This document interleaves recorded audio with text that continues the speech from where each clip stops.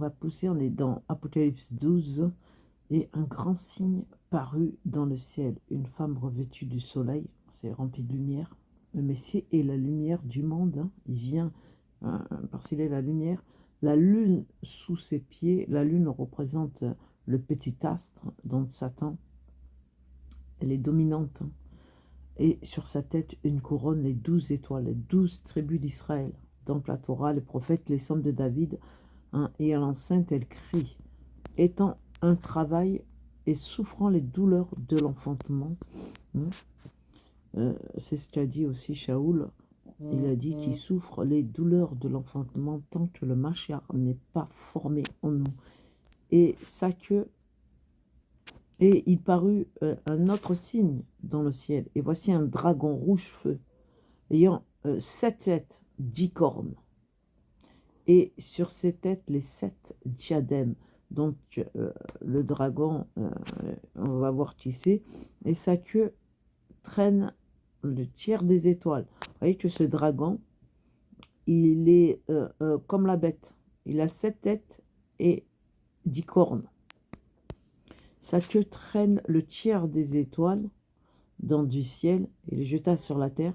Et le dragon se tient debout devant la femme qui était sur le point d'enfanter, afin, quand elle l'aurait enfanté, il dévora son enfant. Celui qui a essayé de tuer le Messie, mais qui a accompli les Écritures, sont Rome. C'est Rome, les couleurs de l'armée romaine, elle est rouge. Elle est rouge, et Rome servait le dieu Jupiter, hein, Mercure, vous avez qu'à regarder. Elle enfanta un fils, un mâle, un fils, donc Yehoshua, qui est sur le point de paître toutes les nations avec un sceptre de fer. C'est bien elle, c'est bien lui, pardon.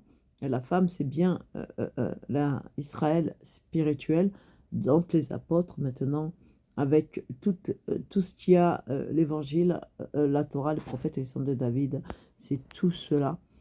Et son enfant fut enlevé vers Elohim et vers son trône. Et la femme s'enfuit dans le désert, où elle a un lieu préparé par Elohim afin d'être nourrie pendant 1260 jours. Il y eut une guerre dans le ciel. Michael et ses anges combattirent contre le dragon. Et le dragon et ses anges combattirent, mais ils ne furent pas les plus forts, et leur place ne fut plus trouvée dans le ciel. Ils sont maintenant sur terre. Il a été jeté, le grand dragon, le serpent ancien, celui qui est appelé le diable, Satan, celui qui égare toute la terre. Et oui, parce que Satan avait encore un droit, il allait se présenter, vous avez qu'à regarder Job, devant Dieu, et maintenant c'est fini. Sa place n'est plus dans le ciel, puisque le salut est proclamé, et que lui faisait que d'accuser, accuser. On le voit dans Zacharie 3, il accuse le Messie qui vient expier les péchés, et là c'est fini. Il fut jeté sur terre, et ses anges furent jetés avec lui. Et j'ai entendu une grande voix dans le ciel: maintenant le salut est arrivé, et la force, et le royaume de notre Elohim, et l'autorité de son Mashiach, parce que l'accusateur de nos frères, qui les accusait devant notre Elohim jour et nuit, a été précipité vers un lieu plus bas. Voilà, il est sur le premier ciel que vous voyez là, et il n'a plus le droit d'avoir accès au ciel, puisque le salut est là, et que le péché est pardonné pour ceux qui suivent Yeshua le Mashiach. Voyez, c'est ce qu'il nous dit, hein, ils ont remporté la victoire sur lui à cause du sang de l'agneau et à cause de la parole de leur témoignage. Ils n'ont pas aimé leur âme jusqu'à la mort. Hein, voilà, ils n'ont pas aimé leur vie, leur situation, leur état, voilà, à cause du témoignage, à cause de Yeshua. Donc, ils l'ont vaincu. C'est pourquoi réjouissez-vous, cieux, et vous qui dressez vos tentes. Malheur à ceux qui habitent la terre et à la mer, parce que le diable est descendu vers vous, ayant une grande colère, sachant qu'il a peu de temps. C'est ce qu'il a dit, le Messie: je ne parle plus guère avec vous, car le prince de ce monde arrive, il n'y a rien de moi, et moi je n'ai rien de lui. Mais la terre n'a pas voulu écouter, hein, et ont voulu plutôt accepter des mensonges de la vérité. Et quand le dragon vit qu'il a été jeté sur la terre, il persécuta la femme qui avait enfanté le mâle. Voyez, elle avait enfanté. La femme, c'est les apôtres. Maintenant, c'est tous ceux qui ont le témoignage de Yahushua et qui gardent les commandements de Dieu, la Torah. Mais les deux ailes du grand aigle furent données à la femme afin qu'elle s'envole dans un désert vers son lieu où elle nourrit un temps et des temps et la moitié d'un temps, loin de la face du serpent. Et la gueule et de sa gueule, le serpent lança l'eau comme un fleuve derrière la femme.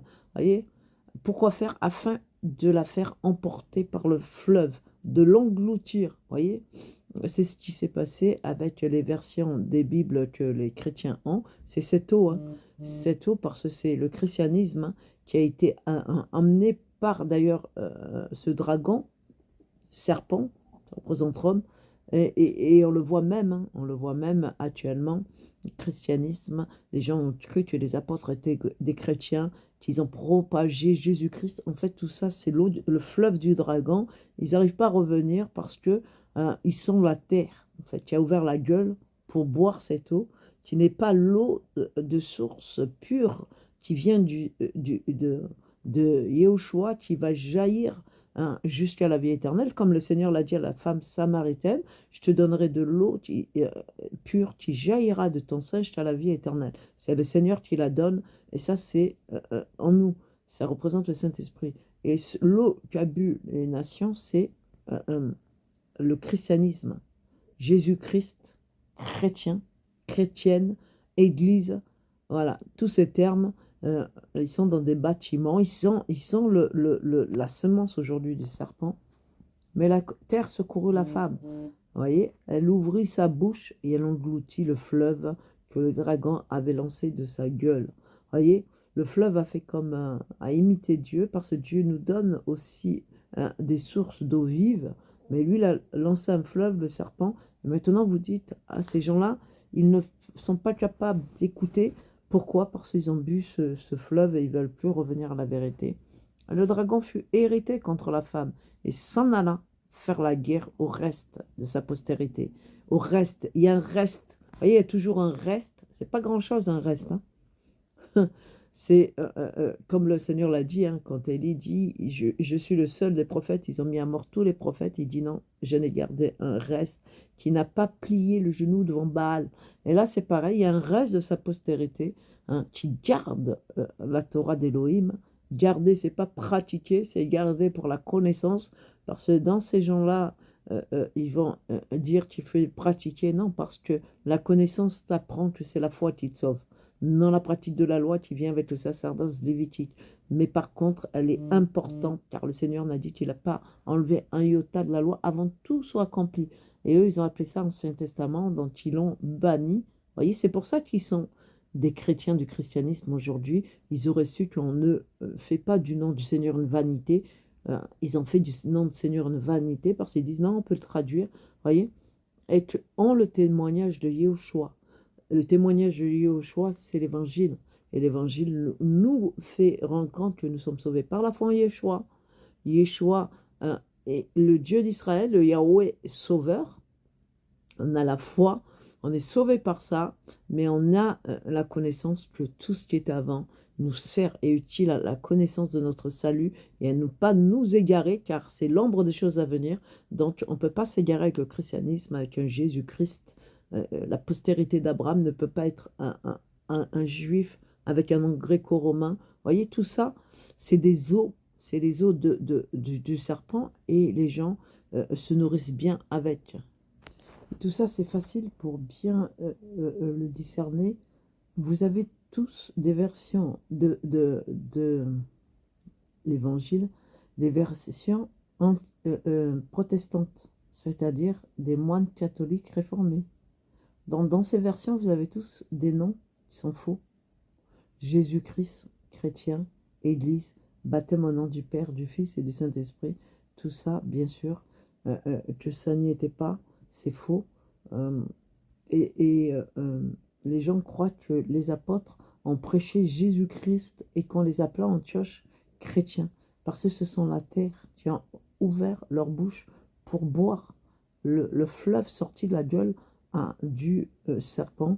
Ils croient ça. Ils croient que l'ange Gabriel a dit à Myriam, tu l'appelleras Jésus. Et non, ils ne savent pas qu'ils sont dans une traduction de la Bible où on a faussé les noms et on a mis des termes, on a remplacé les termes. Voilà, ils croient que Antioche, on les appelait chrétiens, alors que le terme Christ n'existait pas à cette époque et que c'était pas ce terme.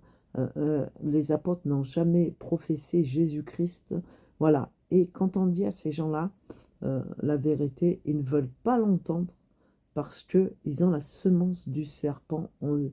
Depuis le temps, je le dis, là, vous voyez que c'est la vérité.